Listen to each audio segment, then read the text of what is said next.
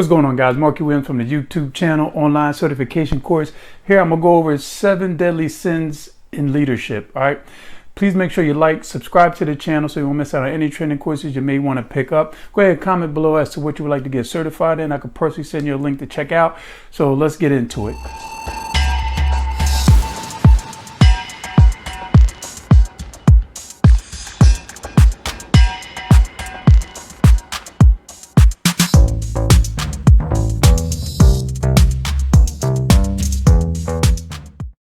What's going on, guys? I'm back. If you like the intro, go ahead and comment below. If I need another new intro, go ahead and comment as well. Either way, just let me know what's going on with you guys right about now.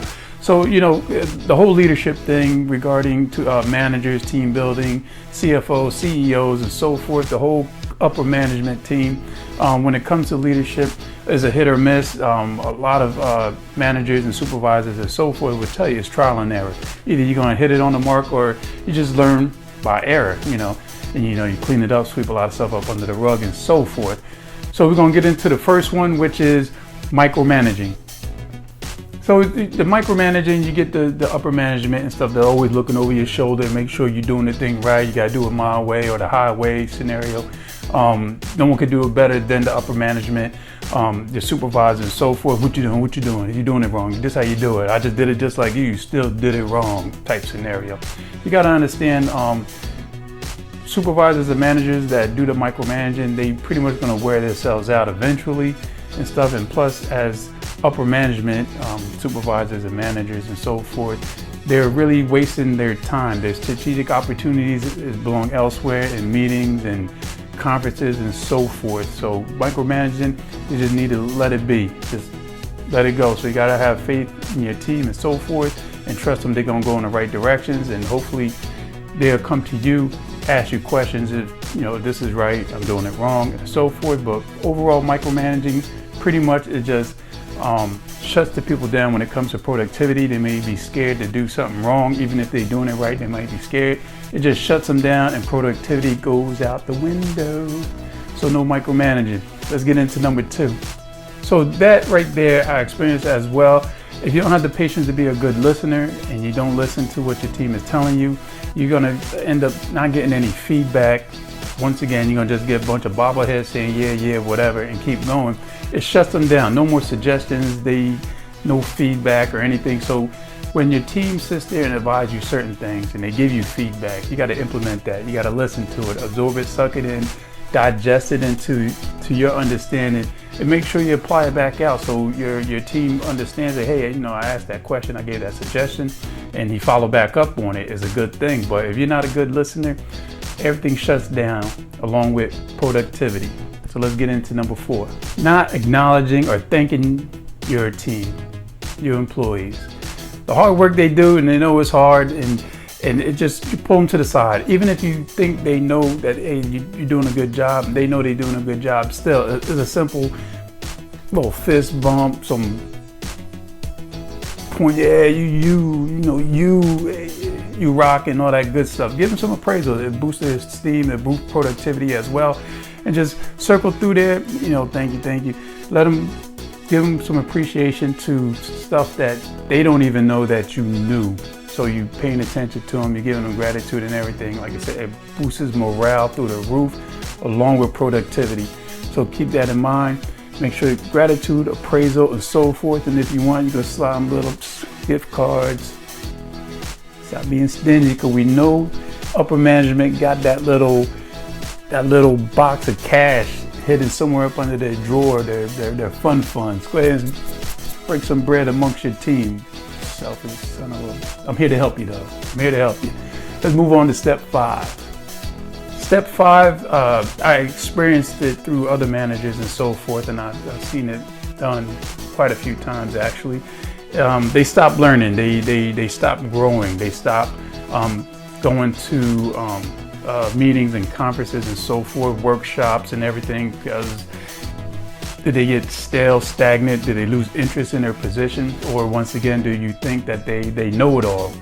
So they stop growing, stop educating themselves about the position, about the company's culture and so forth. So that's another no, because you're going to be antiquated eventually over time. And that's a quick time frame on that 3 to 5 years, 5 to 7 years. If you're not furthering your education in the position you're in or the field of work that you're supervising or managing in, you're going to grow stale. So eventually 3 to 5 years down the line, you're hiring someone and you talk some antiquated push button this and that, and they saying we could do it this way hell of a lot much quicker. So always continuous education, continuous improvement, as I always mentioned before.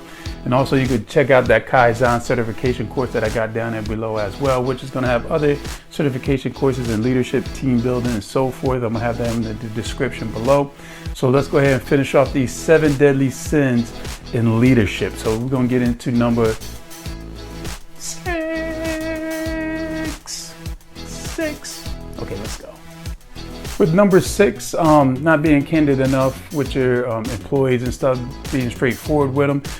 They appreciate, they respect you more if you're straightforward with them. They know where they at. They know what lays ahead of them. If it's going to be layoffs, things are slow, you're going to sit there and say everything's going to be okay. Deep, you know that there's going to be layoffs and stuff. So be straightforward with them. Don't need to sugarcoat it and stuff. Have a team meeting, sit them down, but like, look, stuff is slowing down. We're going to start letting some people lay off or, just let them go altogether. They respect you more. And plus you got to understand, these are people that has kids, wives, bills, mortgage, car notes, college tuitions, all of that. So for you to sit them down and say, this is what the future, holds within this company right about now, things ain't, it's not picking up. Some people are going to get let go or laid off. Tell them well in advance so they could prepare, maybe look for another job or so forth. But being straightforward with them, they'll respect you more in the long run versus you sitting them down and say, out of the blue, things are slow, we're letting you go. Next.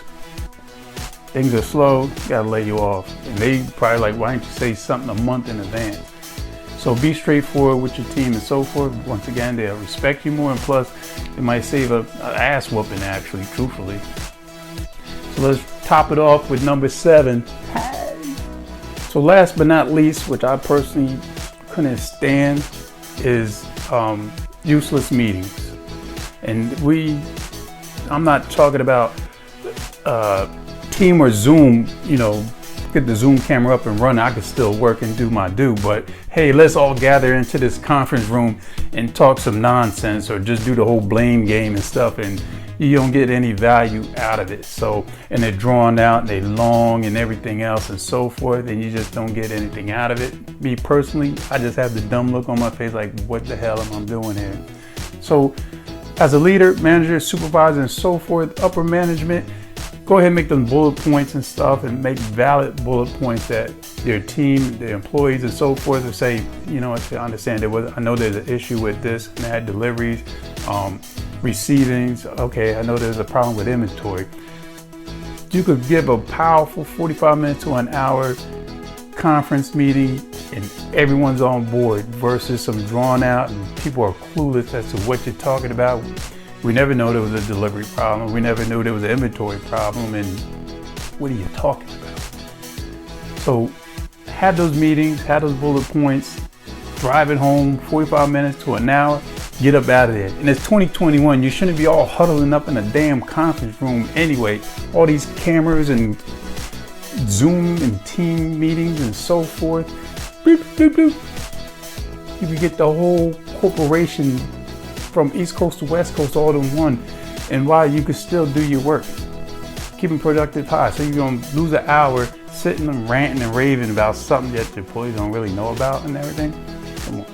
As a leader, get those bullet points, nail it, so they all be like, I've been talking about that. So make it clear and concise, get to the point. Those are the 7 deadly sins in leadership.